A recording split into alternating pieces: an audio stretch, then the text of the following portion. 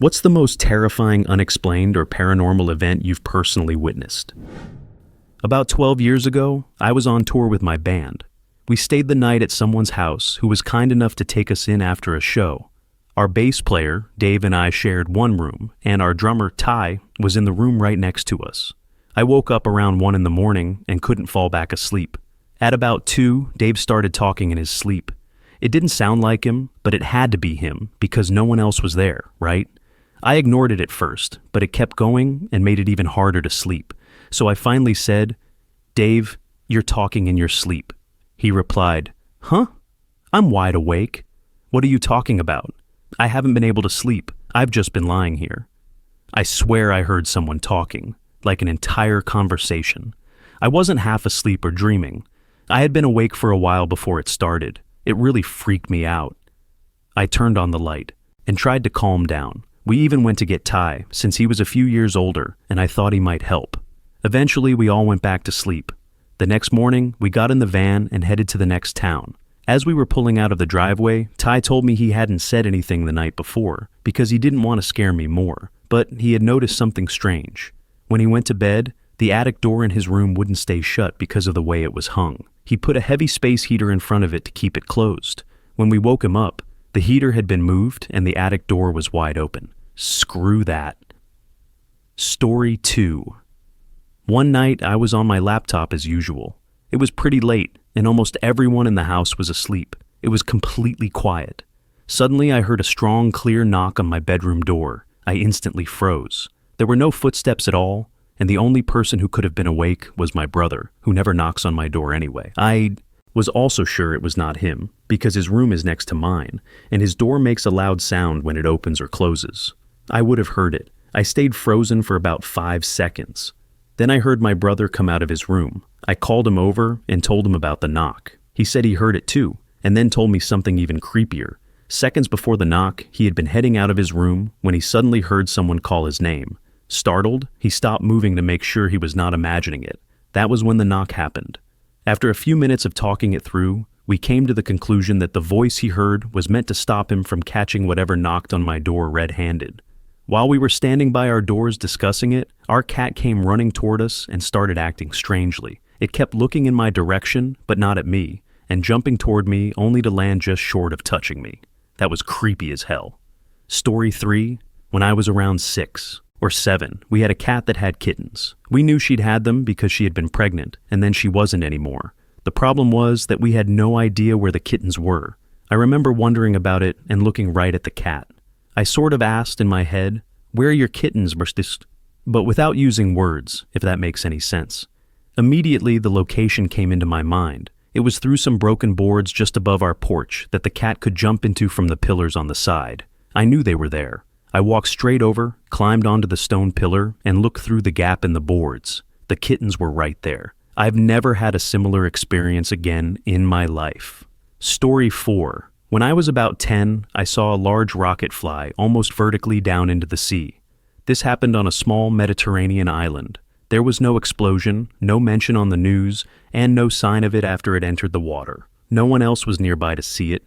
Story 5. I'm late to this thread, but reading some of these stories compelled me to post. This isn't my story, but my mom's. She is an extremely rational person, but this event caused such severe panic attacks that she had to return to live with her parents for 6 months. All of this happened a few years before I was born. My mom's first husband was a Navy pilot during the Gulf War. The carrier was about 10 days into its cruise and operating under complete radio silence. She hadn't heard anything from the ship since it left, but that was to be expected. This was a war. One night, about 10 days into the cruise, my mom woke suddenly in the middle of the night. She saw her husband standing in the room. It wasn't an ethereal form either. He appeared solid and exactly the same. The only difference was that his head was shaved. He said only one thing: "Goodbye." The experience startled my mom, and she couldn't get back to sleep. She went to the kitchen to get some water when the doorbell rang. All military wives know what a late-night doorbell means. Her husband had suffered a massive heart attack and died aboard the carrier. She was grief-stricken, but reasoned that the apparition had been a hallucination brought on by the stress of having a spouse deployed. Besides, with his head shaved, he hadn't even looked that familiar. Her mother and mother-in-law flew out immediately to plan the funeral and receive the body. She stayed strong until the first viewing. Her husband's lifeless body was bald. In a letter from his NFO, the shaved head was explained as the result of a lost bet. There had been no way of knowing this, and my mom suffered a minor mental break. Story 6.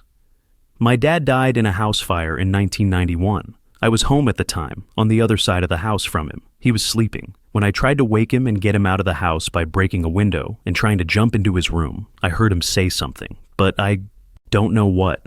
I never told anyone in the family that he woke up, and the firefighters or doctors said he never did. He didn't die immediately. It was 3 days later, from smoke inhalation.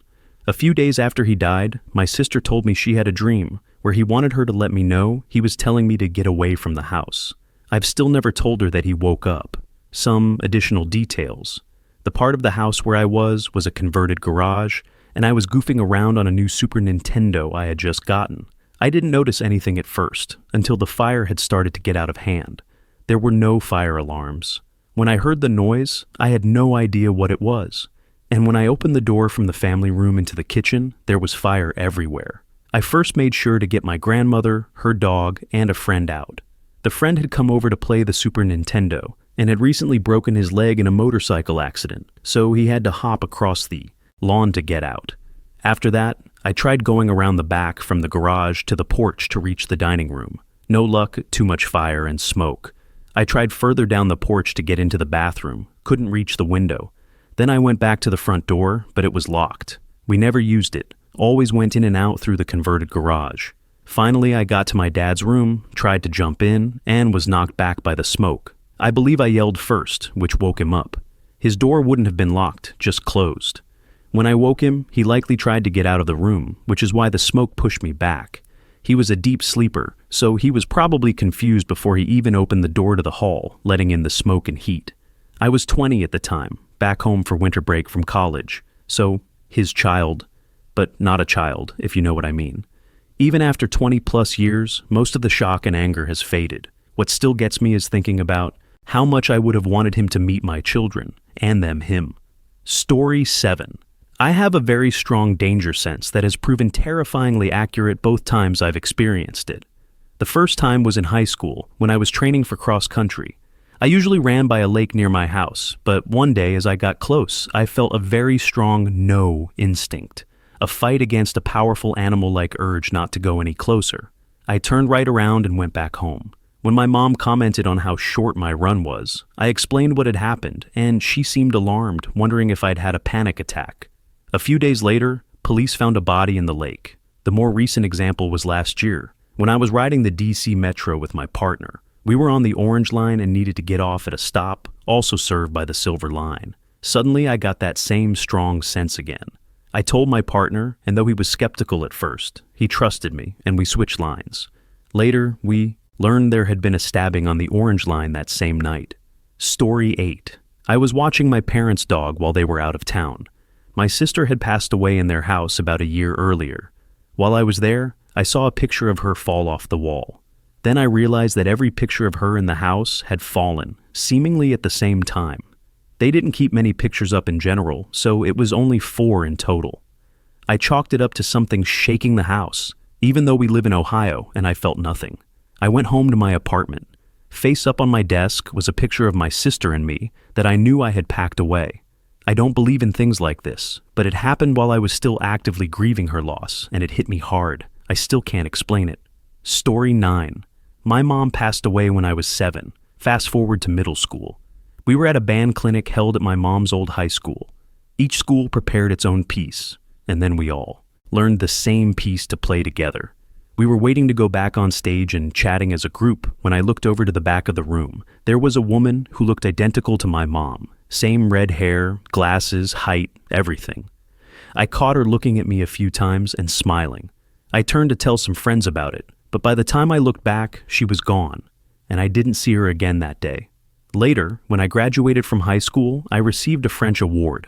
As I walked across the stage and posed for the obligatory photo with my department head, I looked out at the crowd. 3 rows behind my dad, stepmom, and aunt. I saw the same woman again. It was eerie, but also kind of nice. Story 10. I do not believe in ghosts or spiritual stuff, but this is probably the closest I will ever get to a supernatural encounter. I had just come back from a club and got dropped off by my mates. I was walking home and really needed to piss. When I got to my house, I sped up, then realized I had not brought my key with me. I had lost stuff in clubs before, so I wanted to be on the safe side. For context, I was 17 and living with my parents. I was standing at my front door, needing a piss and with no key. It was around 11:30, so I was not going to ring the doorbell because it would wake my mom or sister. Instead, I aggressively knocked on the front door window, knowing my dad would hear it. The window is not clear. It has patterns on it, so you cannot make out faces, only shapes and movement. Here is the creepy part.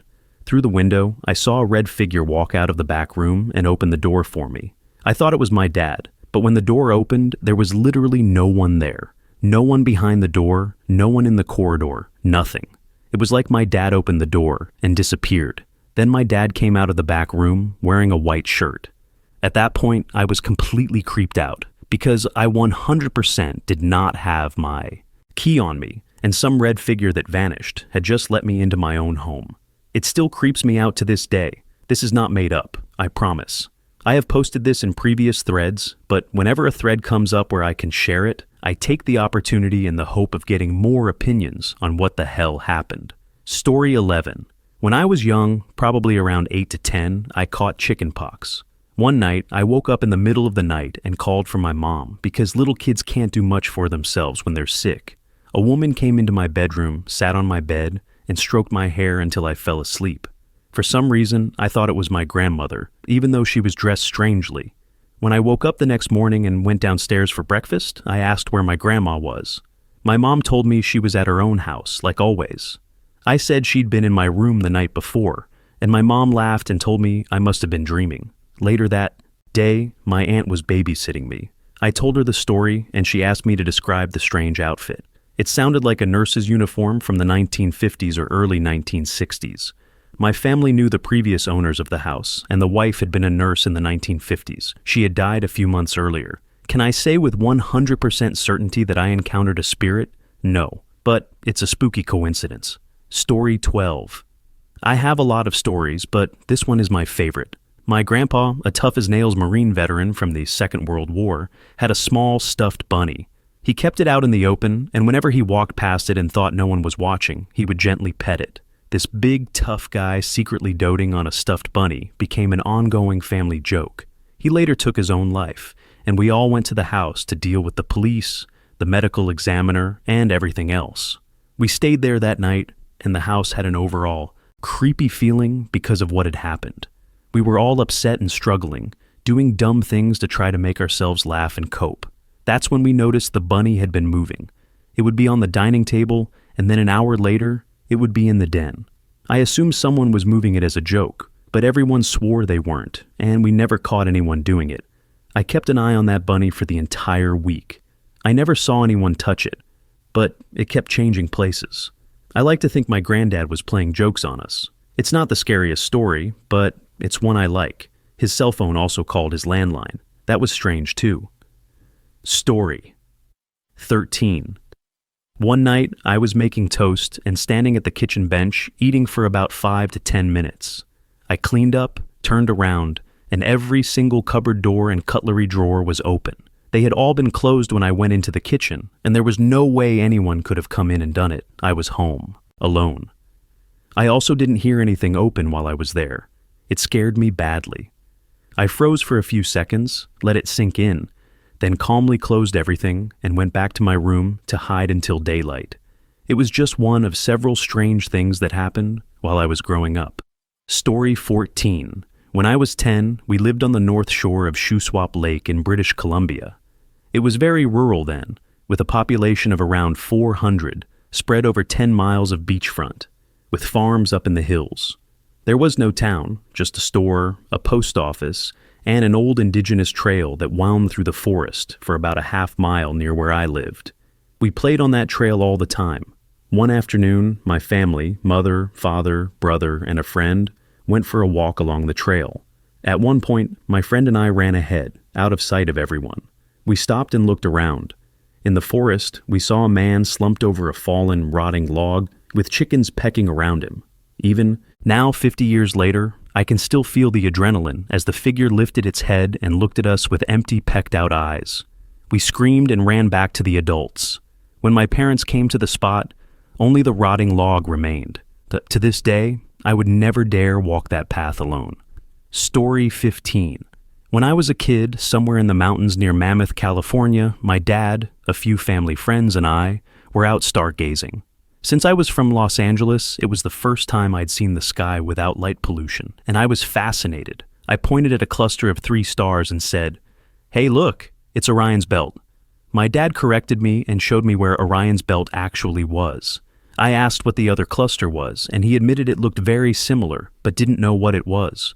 A little while later, what looked like the middle star suddenly started moving. It zigzagged across the sky for several seconds, then grew brighter and disappeared. To this day, the only explanation I can think of is some kind of experimental drone. But this was in the early 1990s, and I'm not even sure drones existed then. If it was a drone, it was incredibly advanced, because it stayed still long enough that several adults and I all thought it was a star.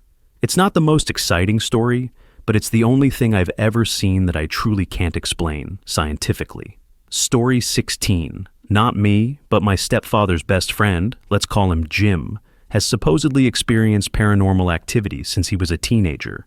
He's a court reporter, and my stepdad was a speechwriter. Very skeptical, stoic guys. There were countless stories. Once they got on an elevator full of people in downtown Atlanta. It stopped at a floor that was all kinds of wrong. 1940s decor, abandoned, dusty. Then the elevator went back down and opened on the opposite side of the building. Jim's dog died, and a week later, the stereo turned on by itself, playing a song Jim loved to play for his pet. There was no CD inside. It had snowed the night before, and there were paw prints in the backyard leading to the house, but none near the gate. He frequently finds giant piles of coins under his pillow. He lived in London for a time, thinking he'd escaped the spirit, which had begun scratching him hard on his arms and legs. After 6 months, he found a small pile of pennies in his bed, even though he hadn't been carrying American coins. I personally witnessed one strange event while Jim was around. I was walking down the stairs and felt something whip past my head and hit the wall. Looking down, I saw a quarter dated 1948. I thought my sister was messing with me, but she was at the lake with everyone else. Story 17. I guess this qualifies. When I was in 5th grade, I was walking under part of my school's covered walkways. It was raining, but not heavily. I was walking in a straight line when someone to my right yelled, "SC ball." I turned my head, but kept moving forward. When the excitement wore off, I remembered there was a pole ahead and stopped to make sure I didn't walk into it. I looked around and realized the pole was behind me. My wet footprints led straight up to the pole and then continued on the other side. Somehow, I had walked along the exact path of the pole without hitting it. Not exactly terrifying, but still the most supernatural thing I've experienced. A story 18. I saw the Phoenix Lights with my own eyes and have been a hardcore UFO, alien, and government conspiracy enthusiast ever since. The Phoenix Lights were a series of lights that appeared one after another on March 13th, 1997, forming a massive arc. They hovered in the sky for about an hour. Thousands of people reported seeing a silent craft the size of a football stadium passing over their homes, including the governor at the time, Fife Symington. It was never fully explained. Story 19. You should know that I consider myself a very rational person. I'm not superstitious, and I don't believe in psychic powers or the supernatural. My best friend Travis and I used to play guitar together almost every day. That detail isn't important at first, but it will be later. One day, we decided to go to the beach with our girlfriends and take some mushrooms. After a while, when they started to kick in, Travis said he wanted to wander off alone, so I stayed with the girls. We were all having a great time.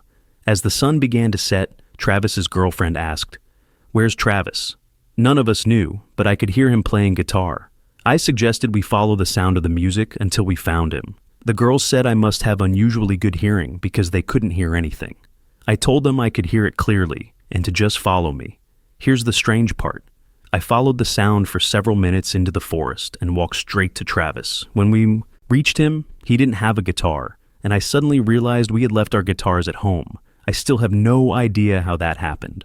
Story 20. I lived in a haunted house with 3 roommates. They had moved in a couple of weeks before I did and swore that a young woman was haunting the place. One of them said incense had been manually extinguished while no one was home. Another said they were feeling around in the dark for a light switch and felt the hair on the top of someone's head, someone who wasn't there when the light came on. I was a proper atheist at the time, and knowing my roommates were a bit fond of weed, I assumed it was all nonsense. About a month after I moved in, I was lying in bed when I heard a girl crying in the hallway. 2 of my roommates were women, so I got up to check and see if someone needed comfort. I opened my door and found that I was the only person home. I'm still not a major believer in the supernatural, but I don't rule anything out anymore. Story 21. When I was about 13, I was home alone and heard a rattling noise coming from my dad's room upstairs.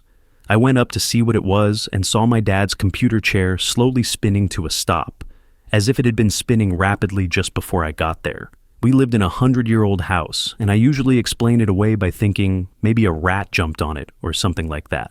Still, the noise was loud enough for me to hear it even with the television playing at a fairly high volume. Story 22. A lot of paranormal stuff happened to me when I was a kid. One thing that has always stuck with me happened when I was about 3 or 4 years old. Back then, I used to wake up randomly in the middle of the night for no known reason. I was still sleeping in my parents' bed, so I would just lie there and look around. Every single time I looked toward the doorway to the living room, I swear I saw 2 very tall figures standing there. They looked like the old farm couple from that famous painting, except they were thinner and had hollow eyes. At first, they never did anything but stare back at me. One night was especially strange. I woke up as usual and saw them standing in the doorway again, but this time something felt more off than normal. The ceiling fan was on high, and the blades were spinning so fast that the entire fixture was swaying back and forth. I looked back at the figures and noticed they had dark, creepy grins on their faces. I got scared and buried myself under the blankets, hoping they would go away. Then I heard the ceiling fan spinning even faster somehow. The pull chain beads were tapping furiously against the glass light cover. I peeked out from under the blankets, and the 2 figures were now right next to the bed, standing over me with their ugly smiles. I screamed bloody murder, and the glass light cover came loose and shattered on the floor. My dad jumped out of bed immediately and turned on the light, but the figures were already gone. I was crying hysterically, and it took my mom a long time to calm me down. A lot of other things happened while we lived there, but that was the worst. It was the worst house I ever lived in. Story 23. A little late here, but anyway. When I was about 12, I had a very vivid dream that I was at the funeral of a young child, but no one could see me. At some point in the dream, I realized that the dead child was my older sibling. As far as I knew at the time, I was the eldest. I woke up raving to my dad about being there and seeing them bury the older one before finally passing out. I remember my parents were really shaken when I woke up, and they revealed that my mom had had a miscarriage a couple of years before I was born and had never told me. It freaked me out. Even now, I still get a little creeped out when my dreams are more vivid than usual. Story 24. My wife and I were getting dinner on the table. Our 4-year-old son was in the adjoining room when he suddenly said, "Hey, that's the job I had in my last life." He was looking at the television, where a man was shaping metal over a fire. We were shocked because we had never discussed reincarnation with him, or even with each other in his presence. We're atheists. I tried to get him to elaborate, but he just went back to what he was doing, as if he had never said it at all. Story 25. I was staying at a hotel while visiting family, and I ran back up to our suite to grab something before heading out to dinner. I noticed my brows were a little off, so I grabbed my eyebrow brush to touch them up, along with some lip gloss. I set the brush on top of the chest of drawers next to the television stand that sat on it. Standing right next to the dresser, in front of a mirror on the wall, I applied the lip gloss. When I went to grab my eyebrow brush, it was gone. I looked under the television stand on the dresser, underneath the dresser, and all around where I knew I had left it, over the course of about 2 minutes. When I checked under the television again, I suddenly heard something drop onto the carpet. There, in the middle of the floor, at least 4 feet away from the dresser, was my brush. I have no idea how it got there, or how I heard it drop several seconds after I had already noticed it was missing. There's no way it could have ended up in that spot from where I set it. It might sound like a dumb story, but I slept with the lights on anyway. Story 26. I was in a room that seemed to lose its color, and it was witnessed by another person. I enjoy reading these kinds of stories, so I'll contribute my unexplained experience. I've had a few strange things happen, but this one stands out. I'm a nurse who works night shift with a mostly geriatric population. One night, it was just me and my younger nursing assistant. She was sitting beside me at the desk, looking something up on the computer. Suddenly, I noticed a paper on the counter with colored lettering looked dim. The color wasn't strong anymore, like there was a haze in the air. I looked across the room and saw a sign, still hanging there today, that read "Pressure Points" in red. The colors were muted again. It felt like my eyes were losing the ability to see color. A general grayness filled the space. It wasn't a shape, just everything looking dull and washed out. I started to quietly panic, worrying I might have a brain tumor or multiple sclerosis, since loss of color vision can be a symptom. I didn't say anything because I didn't want her to think I was crazy.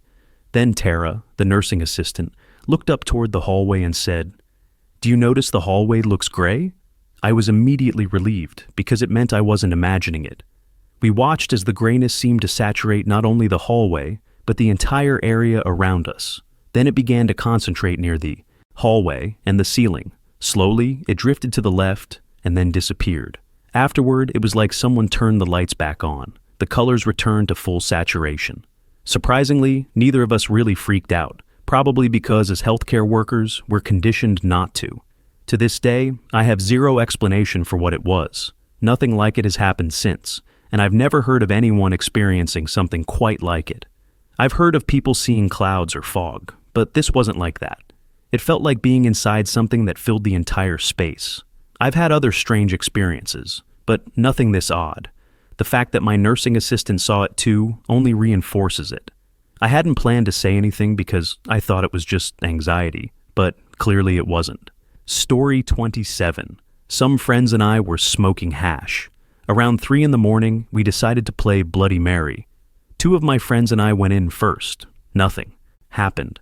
Then Allie went in, said Bloody Mary 3 times, and came back unscathed. While he was grinning about how foolish we were to think anything would happen, his nose suddenly started bleeding. When he realized it, he went into semi-shock and just sat there, shivering like it was minus 30 degrees. The rest of us just sat there, numb, trying to process what had just happened. No one slept that night. Edit. I forgot to mention that we were in a hotel room. Story 28. My family owns a cottage on a lake. About 80 years ago, there was another cottage on the same lake where 3 teenage girls died when it burned down. My grandmother was at her cottage at the time and heard the screams from across the lake. Every year around the same date, usually in early August, she continued to hear them. You could say it was just PTSD, right? Apparently not. My father, who wasn't even born when the fire happened, started hearing the screams when he was young. Out of 4 kids, he was the only one who heard them. When I was younger, I started hearing them too. The screams echo across the lake, but only my dad and I seem to hear them. It's terrifying.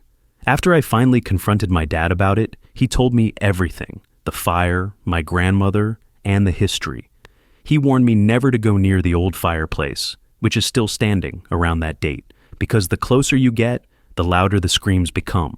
Now I try to avoid the cottage in early August. Side note, my dad has a theory about why we're the only ones who can hear the screams. My grandmother was supposed to stay the night of the fire and would have died, but that still doesn't explain why my dad and I are the only ones who hear it. Story 29.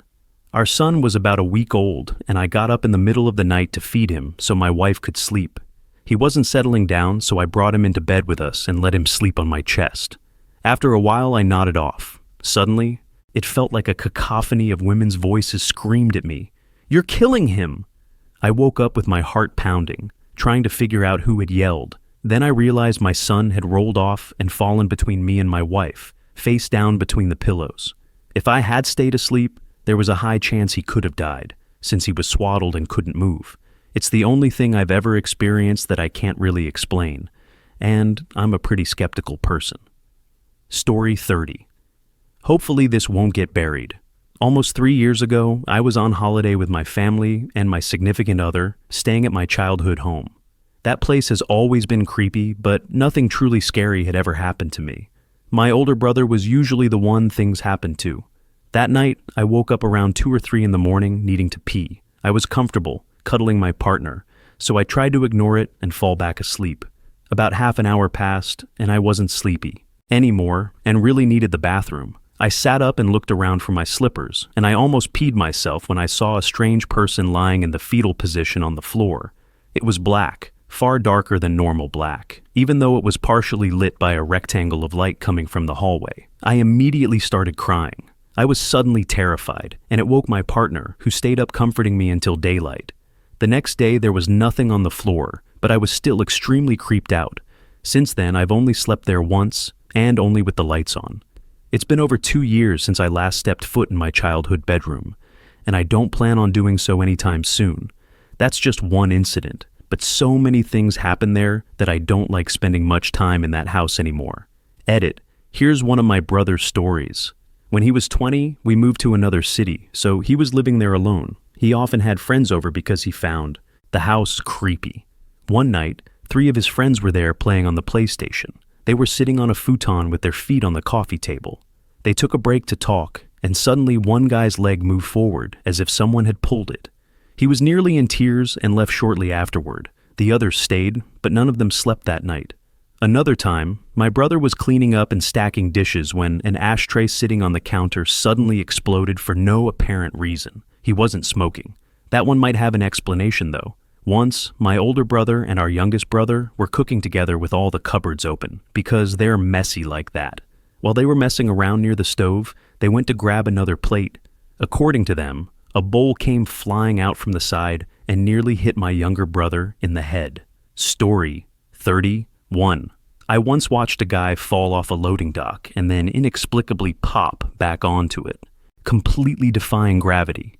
He fell, but somehow seemed to stop and just hang there for a second. His body was almost completely horizontal to the dock. Then I blinked and he was suddenly standing next to me again. I wasn't the only one who saw it. One coworker was so freaked out that he refused to ever work with that guy again. Everyone else avoided talking about it, but it was truly crazy. Story 32. I live in New Jersey, and one night some friends and I decided to look for a few creepy places described in Weird NJ, a book about strange stories, people, and locations around the state. We went searching for a tunnel called something like the Gateway to Hell, which was supposed to be an entrance to hell located under some train tracks in Clifton. We didn't know which tracks, so we just drove around looking. As we drove under a random set of train tracks, the car suddenly became unbearably hot for no apparent reason. Within seconds, it felt easily 20 degrees warmer, even though the heat was already on because it was winter. My friend then pointed out that the car's thermometer, which should have read somewhere around 30 or 40 degrees Fahrenheit, suddenly jumped up to 105. This was supposed to be the outside temperature. All of this happened in about 15 seconds. Once we got roughly 30 feet past the underpass, everything went back to normal. We immediately decided to leave and sat in silence for a while, not really knowing what to think. Story 33. This will probably get buried, but whatever. When I was in 4th grade, I used to stay over at my friend Greg's house a lot. His family was cool and didn't mind me hanging around. Greg always claimed his house was haunted. Footsteps in the hallway, shadowy figures, that kind of thing. But I never took him seriously. I'd just tell him to shut up and that he wasn't scaring me. One night, we decided to sneak out and toilet paper a friend's house down the street. We thought we were badasses. We waited until about 3 in the morning, stole a roll of toilet paper from the bathroom, and quietly slipped out the front door. We were only gone for maybe 15 minutes, but we were exhausted when we got back. We went to the television room and settled in. Greg slept on the pull-out couch, and I slept on the floor. I was a weird kid and preferred it. After watching television for a bit, we turned it off and tried to fall asleep. The moment the television went off, the light in the kitchen suddenly became extremely bright and loud, almost like it was about to explode. Then we heard footsteps run from the kitchen toward us. I swear I'm not making this up. The couch cushion next to me sank down as if someone had just sat on it. I whispered to Greg, "What was that?" He immediately told me to shut up, and then the entire sequence happened again. Bright light, footsteps, couch. I pulled the covers over my head and somehow fell asleep. The next morning, I woke up to the sound of Greg getting in trouble. His mom had noticed the last roll of toilet paper was missing. Rookie mistake on our part. Story 34. A friend and I were walking home along the train tracks one night. It had rained the night before, and there were large puddles everywhere. Once we got far enough that the streetlights no longer lit the path, we heard splashing ahead of us. We stopped and looked at each other, both expecting some kind of animal to dart into the woods. Instead, we saw a skinny, bald man crawling out of the water with a look of pure fear on his face. Half concerned and half terrified, we stared as he struggled toward us. Then we realized he had no legs. His eyes were wide, and his mouth was open as if he were screaming, but no sound came out. Without saying a word, we turned around and took the long way back to my house. I haven't seen that friend in about 7 years, and I still wonder if he remembers what we saw. I pass those same tracks regularly, and I always think about that night. I believe we saw the ghost of someone who was killed by a train. In the years leading up to that night, several people, including a family friend, had been struck and killed on those tracks. I've never shared this story before. Story 35. I have a few stories. If you all like this one, I can share an even better one that would take a while to type out.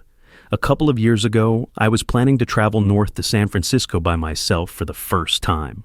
I was really excited, right up until the night before. I was sitting on the couch watching television, feeling completely fine, when I suddenly got a terrible feeling and saw a flash of red in what I can only describe as my mind's eye. Within seconds, my mom came running downstairs, clearly panicked, and said, "You know you don't have to go tomorrow, right?" In that moment, I knew I shouldn't go. The next day, in a completely different city, the Boston bombings happened. I can't shake the feeling that something would have happened to me too if I had gone, alongside the tragedy happening across the country.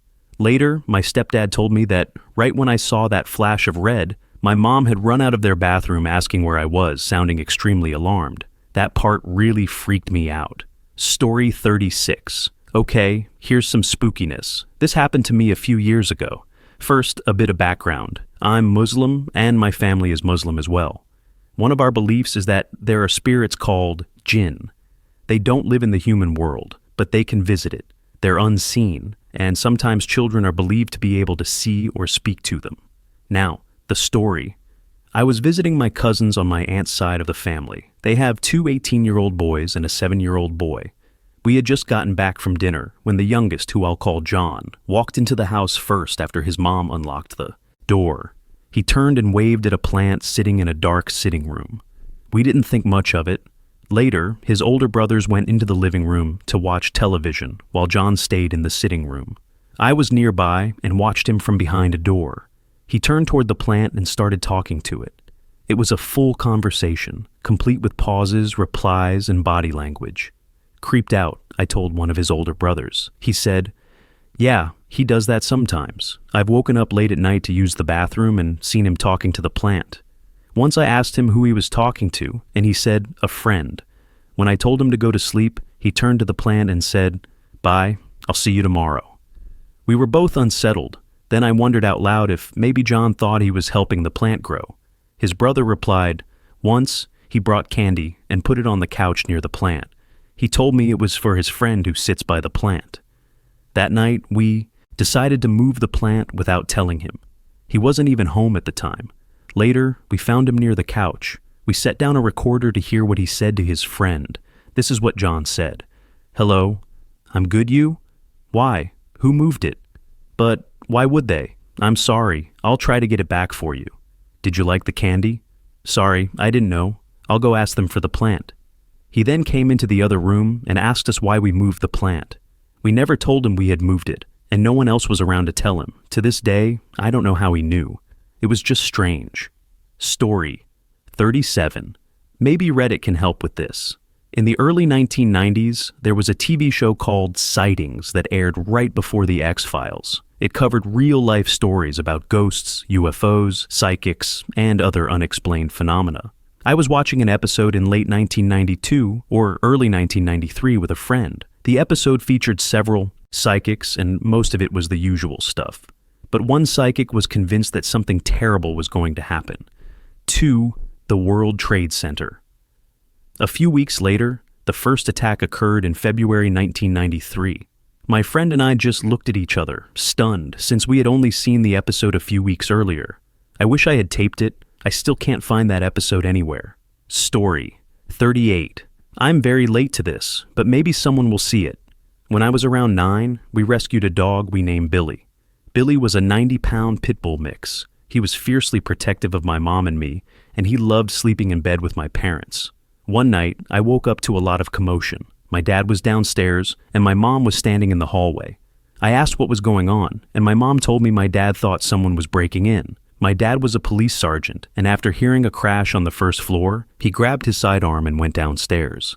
A few moments later, he came back up looking very worried. He said the house was empty, with no signs of forced entry and nothing stolen, but all the pictures on our mantle were face down and a few frames were shattered. He also said Billy, who was usually the first to defend the house, had sat on the stairs crying and growling and refused to follow him down. We eventually went back to bed, but what really unsettled me was that Billy came to sleep in my room. Like I said, he adored my mom and always slept with my parents. That night, though, he lay on his belly by my legs and never put his head down, constantly looking around. I finally drifted off, only to wake up to Billy standing over me, his entire body covering mine, growling more fiercely than I had ever heard. He was growling at the doorway, but there was nothing there. I screamed for my parents, and I'm not ashamed to admit I slept in their room for the rest of that night, and for a few nights after. Story 39. Every time I see a thread about things like this, I'm reminded of another user's story. I can't remember all the details exactly, but they said that as a kid, they were jumping on a trampoline in their backyard.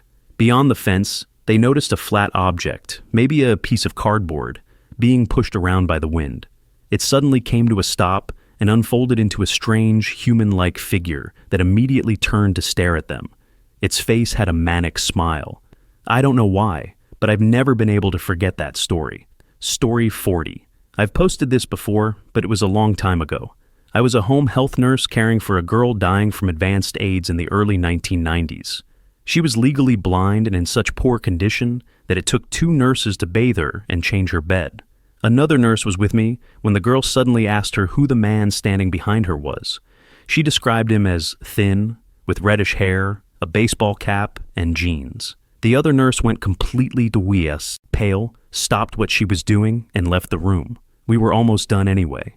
Outside, the nurse pulled an old photo from her wallet. The picture showed a man who looked almost exactly like the girl had described. It turned out to be her father, who had died years ago when she was a child. The patient passed away within the next few days. I'd call it impossible, except the other nurse was literally shaking and had never even been to that patient's house before. Story 41. Obligatory. This will be buried. This is for those of you who have spent way too long on the thread. Anyway, I was out on a training op with the Marines as a safety vehicle driver, so I ended up being a glorified chauffeur for the duration of 2 weeks. About a week into it, my buddy and I were walking to the bathroom, aka the woods, when we passed a guy who looked remarkably like a friend I had back home. As we passed him, I mentioned offhandedly that he looked like that friend. Whatever, I didn't think anything of it. No shit, the very next day I was messing around on Facebook, and my feed blew up about a guy from back home who had offed himself. Guess who? I didn't think about my comment for several days, until I saw the guy again, and it hit me like a ton of bricks. I know it's not really supernatural, but it was such a strange coincidence that I thought I'd share. Since this is buried as hell, I might as well get on the old soapbox and say that a simple text or call to the people in your life might make a difference if they're going through shit. You never know when you've had your last conversation with a friend or family member until it's too late. Story 42. To me, it's more funny than creepy.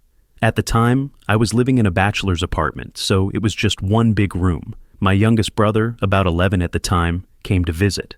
It was the middle of the night, and everyone was sleeping. My girlfriend was awakened by the rolling of a computer chair. Freaked out, she woke me up. What I saw was my brother clicking away on the unpowered computer and monitor in the dark. He was speaking as if he was in a game of League of Legends, yelling at his teammates. I wasn't sure whether to laugh or be creeped out, so I just told him to go to bed. He was never fully awake. He just got up, pushed the chair back in, and went to bed. He's always had a history of sleepwalking, but never like this. To this day, I wish I had recorded it. Story 43. When I was about 15, my family bought a 200-year-old house in the middle of nowhere in Virginia that even had old slave quarters in the backyard. We used it to store the lawnmower, weed eater, and other yard equipment. The first night we stayed there, we came downstairs to find the front door wide open. My mother immediately claimed the house was haunted and that we were being told to leave. I rolled my eyes and went back to my room. Then weird stuff started, happening throughout the house. In my bedroom, my computer would turn on in the middle of the night. My radio would switch on by itself. About once a week, one of my electronic devices would go crazy for no apparent reason, and it was genuinely unnerving. Things would end up opened or closed at random. At first, I suspected my little sister was playing some kind of joke, but some of the windows and other things being moved were beyond her reach. That still didn't explain the electronics going haywire. The worst scare I ever got was when the TV in the room next to mine, not my bedroom, turned on around 3 in the morning. I had been watching MTV2 earlier that day, and of course, the volume was up. It started blasting some screamy Slipknot song, and I woke up thrashing, trying to get out of bed. My whole family came upstairs because it disturbed them too. My mother decided we needed to research the house. It turned out our home was listed as a historic building, with plenty of information available at the local library. Part of that history involved a priest who, for some unknown reason, had hung himself in what became my younger sister's bedroom. We never told her. A little Vietnamese woman who cut my hair once told me she believed in supernatural things. To entertain her, I told her about the strange stuff going on in our house. She gave me a tiny statue of a little man and told me to put it somewhere high up in my home. I placed it on top of my tallest dresser, the highest spot inside the house that wasn't the attic. All the unexplained stuff in my room and downstairs stopped immediately, except for the occasional strange noises coming from the attic. We never went into the attic. I turned 18 and moved out. Eventually, my family moved out too. It probably got lost during the move, but when the time came to clear everything out, the little statue was nowhere to be found. I remember thinking, I hope the next family that lives there finds him, when my mom told me. Story 44. Not that creepy as a story, but pretty creepy to experience. I always sleep with the TV on, with the sound turned down very low. Darkness and silence don't relax me, but having the TV too loud is distracting, so I usually keep it at 1 or 2 bars, just enough to hear it. I've done this almost every night since I was a child. One night, right at 3 in the morning, my TV volume suddenly started to increase. I woke up from the sound and looked at the screen, watching the volume bars slowly climb. I grabbed the remote, thinking my cat might be sitting on it, but she wasn't anywhere near it. Freaked out, I turned the TV off and sat up, trying to process what had just happened. About a minute later, my boyfriend came into the room, complaining that his computer had screwed up. He had been in the other room, staying up all night mixing and recording music as usual. I asked him what happened, and he said the volume had started, randomly increasing without him touching anything, so loud that he had to rip his headphones off. I asked him when it happened, and he gave me a weird look and said, like a minute ago. I couldn't go back to sleep after that without taking a pill. Story 45. My dad was in the hospital, on his last leg. He was an alcoholic and had had many death scares before, and I didn't take it seriously. I randomly woke up at 7:45 in the morning, confused and crying. I grabbed my phone to check the time and then lay back down, trying to get some more sleep. At 8, the hospital called to tell me that he had passed away. I started crying again and asked what time he died. The nurse said about 15 minutes ago. That truly scared me. Story 46. I actually have a few stories. None of them are too major, just creepy things I've seen. One time, a couple of years ago, I was taking a shower. It was a normal day and nothing out of the ordinary had happened. When I was done, I stepped out and looked at the towel rack to grab a towel. The towel had a bulge in it, about the same size and shape as a human head. There was nothing underneath it. It looked as if someone were sticking their head through the wall and looking at me through the towel. It was creepy, but I figured it might just be the vent underneath blowing air into it in a strange way. I reached out to push the air out of it and touched it. It was solid, very solid. I recoiled and jumped back about a foot, and the shape sank away. When I took the towel off the rack, there was nothing underneath it. That scared the hell out of me. I also used to see a dark-skinned man wearing a beige suit and tie around my apartment building, always for just a split second before he disappeared.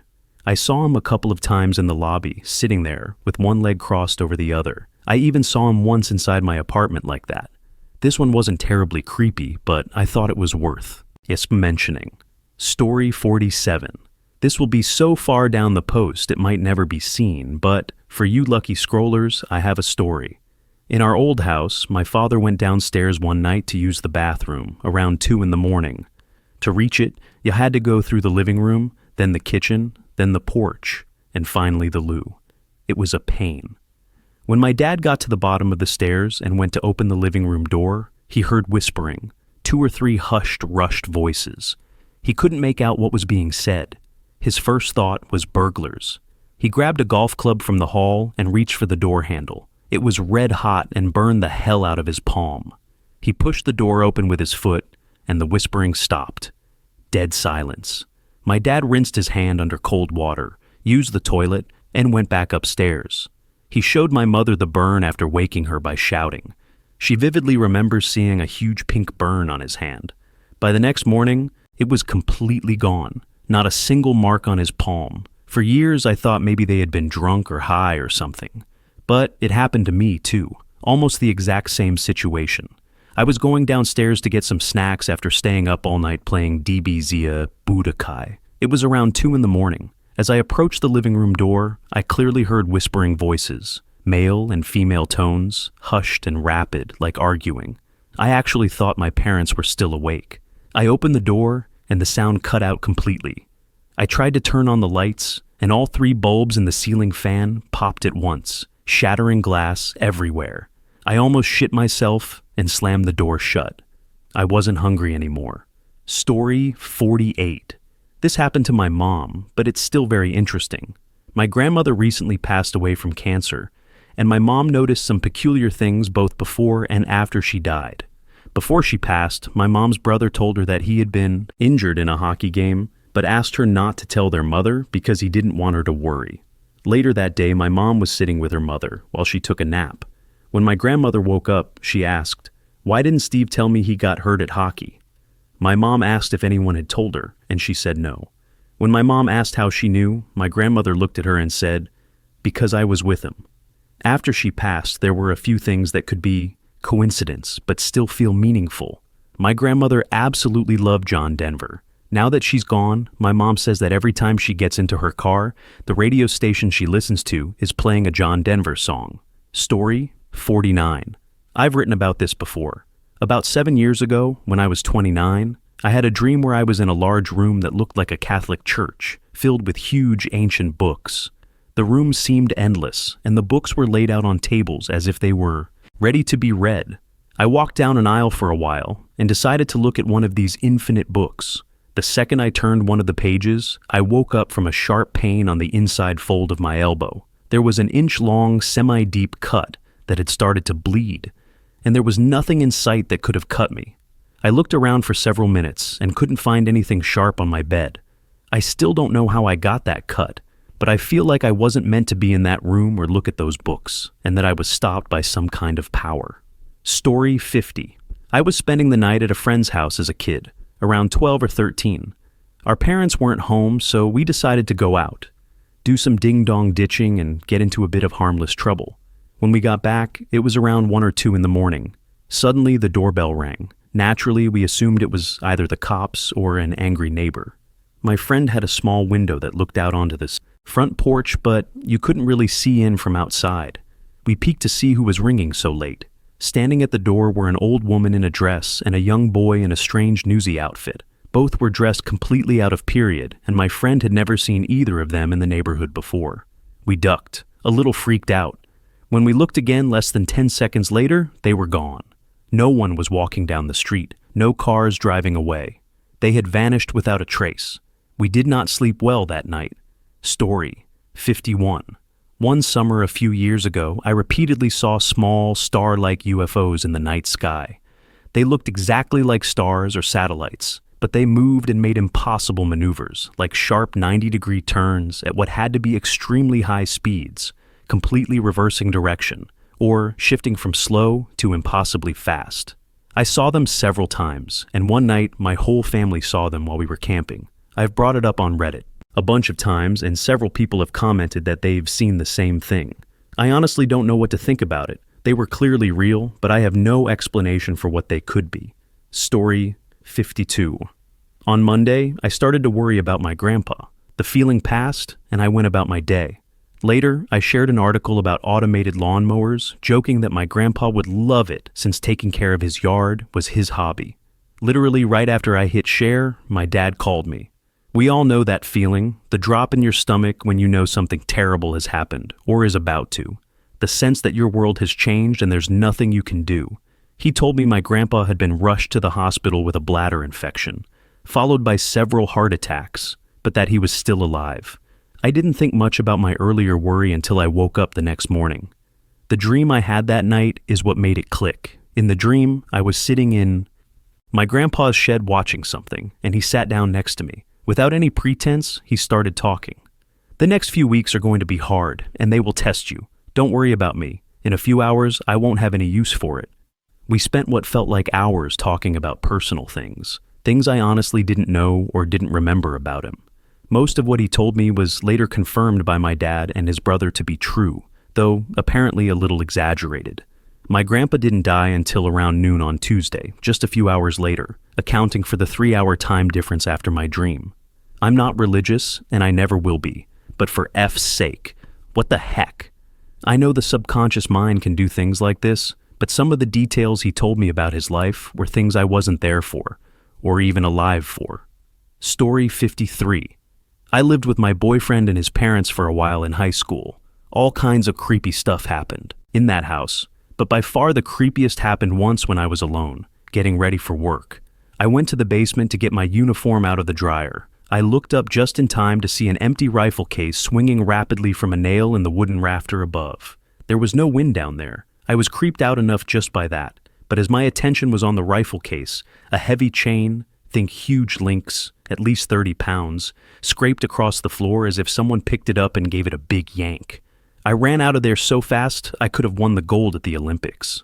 Another time, I was lying in bed, half asleep and half awake. I could feel my legs sliding off the side of the bed, but was too asleep to stop it. All of a sudden, my entire body was yanked off my pillow. I'm talking a good 6 inches downward. I chalked it up to being asleep until the next morning, when my boyfriend's mom said, "I had a dream a little boy was playing cowboys and Indians with you. He wrapped your leg in rope and yanked you off your pillow." I had forgotten about being yanked until she said that. And sure enough, when I looked down, I had red marks around my lower thigh that looked distinctly like rope burn. Story 54. My mom says there is the ghost of an old man who stands next to her bed and screams silently. It makes no noise, but will still wake you up. She never mentioned him to me or my sister when we were young. We are in our 30s now, and honestly, why would you tell your kids something like that if they have never seen it? We moved from South Carolina to Atlanta when I was 17, and she says he was gone for a while. About 6 months later, though, he was back, like a pet that ran off at a rest area, and somehow made its way home.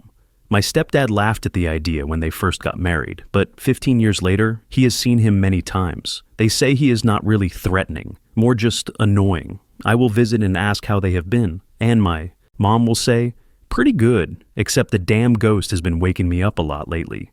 I have never seen anything supernatural, but my parents are not the sort of people who would lie about something like that for almost 2 decades.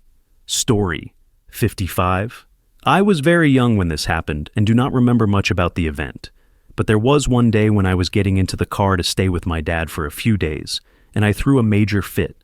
Those who witnessed it say it was very unlike me, as I was always calm and quiet. It was not that I did not want to go, but that I did not want to be the only one to go. I wanted my brother Craig to come too, and would not calm down for anything.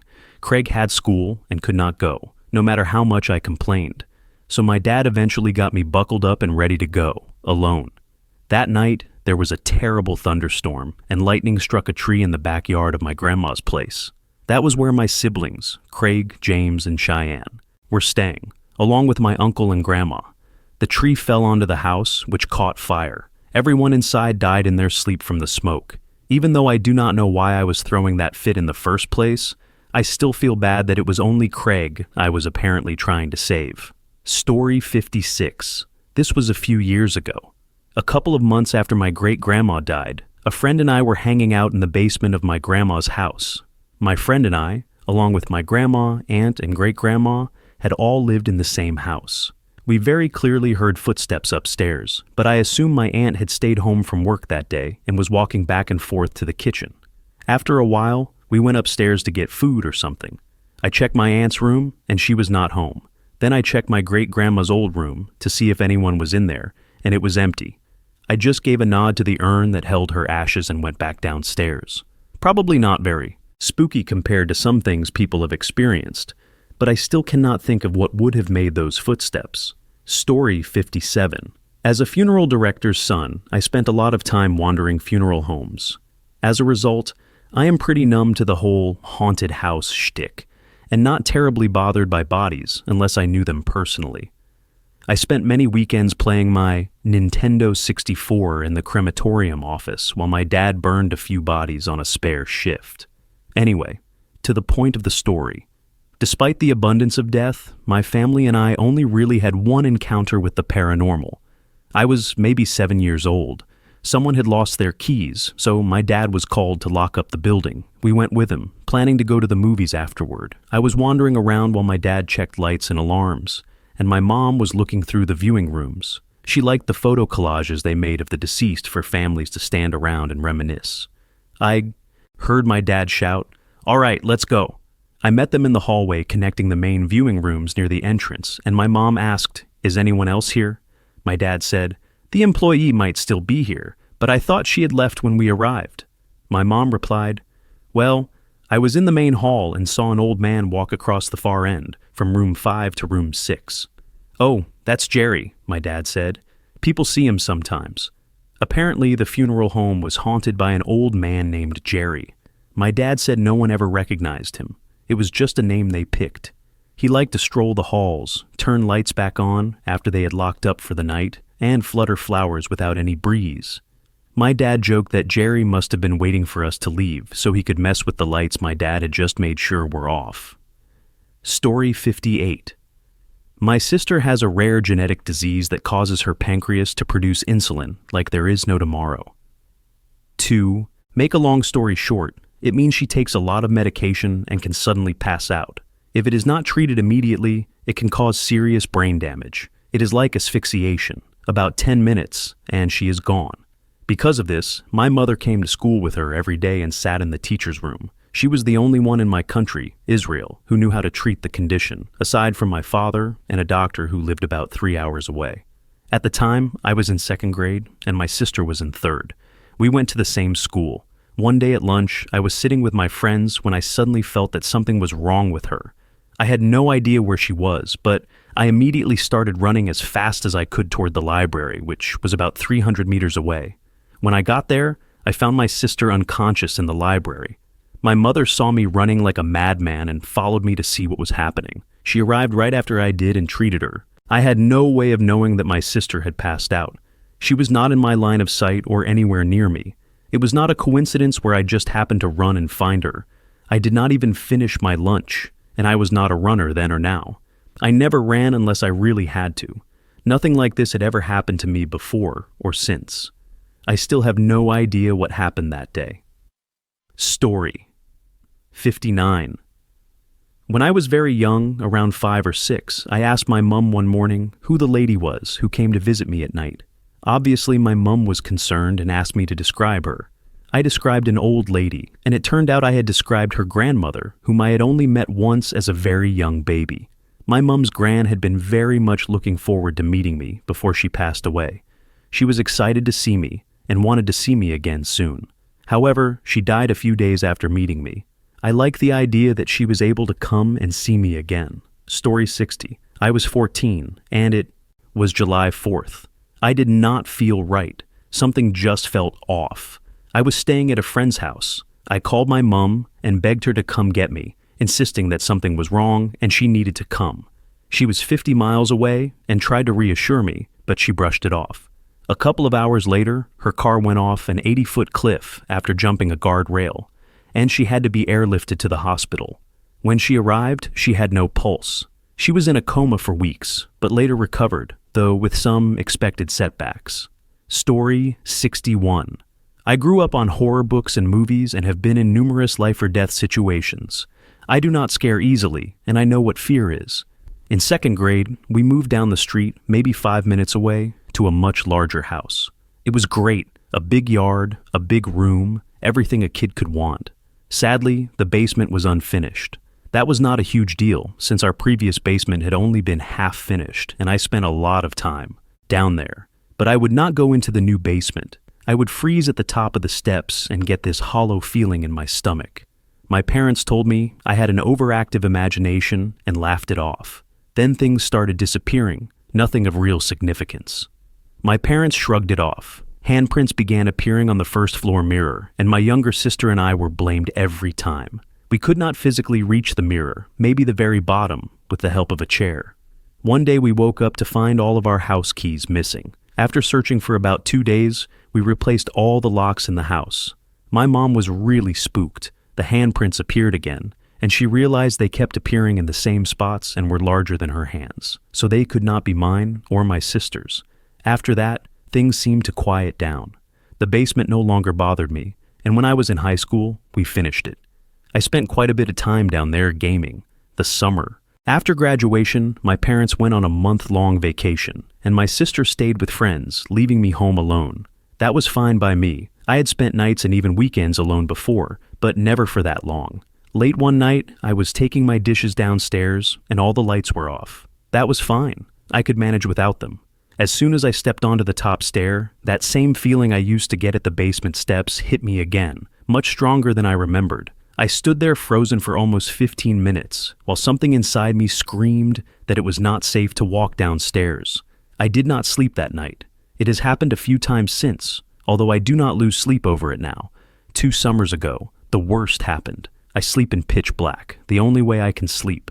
I was dreaming about living in the place where I work. Then the dream shifted to driving around with friends, everything fine.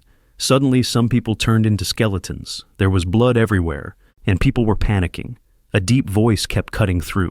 I could not make out the words, but I knew it was addressing me and was not part of what was happening. I realized I was dreaming and woke up into sleep paralysis, still inside the dream. There was a shadowy, elongated, humanoid shape standing over my body. I tried to wake up again, fully aware I was still dreaming, but able to feel my actual body. I finally woke up in my pitch-black room and saw the same figure from the dream turn to look at me, then stand up as if startled and sprint out through my doorway. I experienced true terror then. I was once attacked by a lion in Africa, and was more coherent and less scared during that than after this. I later met with my pastor and prayed through the rooms of the house. We have had no issues since.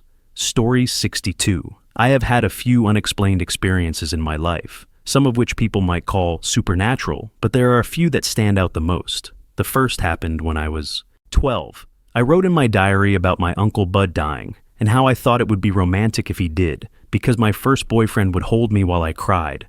There was no reason to think my uncle was going to die. I was an extremely sheltered and neglected child, and I did not really understand death, or how real it was, if that makes sense. The next morning, my father got a call saying my uncle had died, around the time I wrote that diary entry. It scared me terribly, and I felt guilty about it for years. In a strange way, it taught me about mindfulness and empathy, and how even your own thoughts can feel powerful, even something as harmless as a diary entry. At least, that is how I see it. The second happened when I was about 15 or 16. I come from a family of painters, and I was the only writer. I hated drawing or painting because I felt it was forced on me, mostly by my mother. One night, very late, I asked for some paper and pencils and started drawing feverishly. I drew a portrait of Virginia Woolf, a girl called Nobody, a boy named Will from a book I was working on, and a strange man I titled Missing. He had features I did not personally find attractive, though most people probably would. He had heavy brows, which I never favored, and eye color that was not my preference. Strangely, I drew him crying.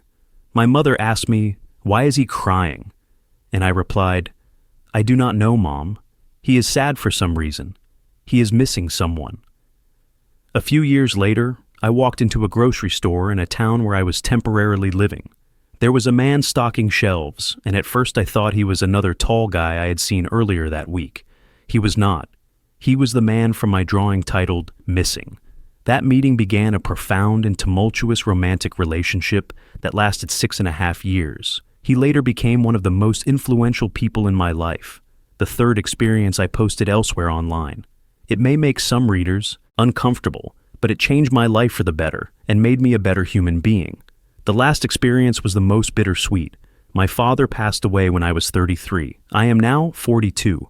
I am the youngest of 3 daughters, but I was placed very much in the role of a son rather than the sensitive daughter I actually was. My father became my closest confidant, my best friend, and my harshest critic. It was almost a marriage of sorts, not romantic or intimate.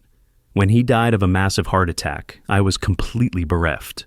True to form, my dad left no will, only verbal instructions. He refused a military funeral and wanted his ashes scattered in a baseball park. He adored baseball, especially the Detroit Tigers. Our first plan was to sneak his ashes into Tiger Stadium, but the original stadium was torn down, so we abandoned that idea. His instructions were to scatter them in any baseball field, so we found a beautiful park. I suggested having a pickup game the night we spread his ashes. When I came up to bat, I hit the ball, which was a miracle in itself, and ran like hell. I had the distinct feeling that someone was running after me. I started laughing and giggling uncontrollably. I thought it was my brother-in-law or my new husband. It felt like someone was chasing me, playing tag. I yelled, "Stop it," playfully, and ran the bases until I reached home plate. I turned around to tag whoever had been chasing me. No one was there. I looked around, confused, and asked my family which one of them had been chasing me. They said no one had been, and that they thought I was screaming because a bee was after me. I struggled daily with the idea of a higher being. I was baptized Catholic, practiced Wicca, converted to Judaism, dabbled in Buddhism, and explored Islam. Nothing has ever fit completely. I do not know what I am, but I feel that my life has been touched in some way. I just do not know by what or by whom. If you got this far, thank you for reading. Peace. Story 63. When I get really sick, I experience strange hallucinations. They feel extremely real, and I can almost always remember them, which is odd because I usually do not remember dreams or nightmares at all. In these hallucinations, I am never doing anything spectacular. I am usually just walking around the house, driving, or doing other mundane things. Almost every time, though, I come into contact with a girl named Rachel. She will say, "quarters or more," then vanish before I can respond. After that, I see strange swirls, and colors appear more vibrant than usual. The hallucinations are not scary or like a bad trip. They also do not happen every time I am sick, only when I have a very high fever or a bad ear infection. Story 64. I am about as rational and skeptical of the supernatural as they come. Nevertheless, I have experienced a number of strange events that I usually dismiss. I cannot reproduce them consistently, and even when they are witnessed, the fact that they cannot be repeated makes them more of a "holy crap, that was weird" story than anything that inspires belief. That is what these are, my "holy crap, that was weird" moments. The first involves hearing people's thoughts. This has happened twice in a way that really stands out. When I say I heard them, I mean it felt like a hallucination of them speaking. I was not looking at the person, yet I responded to their thoughts as if they had spoken out loud. It genuinely felt like I heard their voice with my ears. Unsurprisingly, everyone involved was confused. I have tried to find a common factor between the times this happened, but I cannot.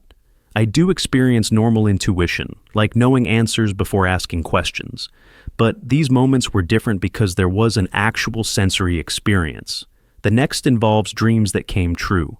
I have had enough of these to seriously question why. I also have plenty of meaningless dreams, but there is a certain type that feels different. When I have those, it feels less like dreaming and more like briefly visiting a possible future before waking up in the present. They are not especially vivid. In fact, they are mundane. What stands out are specific details that I remember when I wake up. Later, when the situation actually happens, I get the unmistakable feeling that I have been there before. My best guess is that in some cases, the dreams guided me subconsciously toward making them real. In others, my brain may have been simulating likely scenarios based on my daily life. If my mind runs through many variations in dreams, it makes sense that one might eventually line up with reality. In one dream, though, I was stabbed with a large boar-like spear on the left side of my body, right in the middle of my rib cage. The pain woke me up. To this day, about 8 years later, I still have phantom pain in that spot. The most recent experience is the most memorable. The woman I am dating had never had seizures before we met. A couple of months into our relationship, she started having them. She went on medication and things were fine until one night when she had the worst seizure yet. I called emergency services, rolled her onto her side, and waited for it to pass. The seizure stopped, but then everything else stopped too. This was different. To this day, I swear she died. Her tongue hung lifelessly, her eyes stared into nothing, and her complexion was ghostly. Blue lips can happen during seizures, but this was not that. I was shouting her name and shaking her. This went on for maybe 20 or 30 seconds, possibly longer. I stood up, put my hands on my head, and started saying, "Oh no, holy hell, oh no." Then I had a moment of absolute clarity. It felt like time stopped, like I was pulled out of my body into a quiet, dark, cosmic place. I thought about how she was 22 years old, had lived a sheltered but good life, and was just beginning to really experience the world. The idea that it would end like that felt pointless and wrong. I called her name one last time and shoved her. She suddenly jolted back to life, screaming. Everything returned at once, but she was not herself. She did not seem aware of anything, and my first thought was that she had brain damage. When the paramedics arrived, one of them said, "This is not a seizure. She was taken to the hospital in critical condition." By the time I arrived, she was starting to come around. Later, she told me she did not remember screaming at all. She remembered seeing everyone in the room and trying to call out to us, but no one responded, as if we could not hear her. For days afterward, I barely slept. I would wake up in the middle of the night and go for long drives, trying to process what had happened. For at least a month, I was deeply shaken. What made it even stranger was that both I and her friends noticed a change in her afterward. It was like she came back as a different person. Not worse, just different. She changed her hair, her style, her sense of humor. She seemed sharper, less naive. I jokingly started calling her Barrick Dondarian. She has not had a seizure since, and she seems well now, but that night changed both of us. It is something I will never forget, for better or worse. Thank you for watching. If you enjoyed this video, be sure to give it a thumbs up, subscribe, and hit the bell icon so you never miss an update.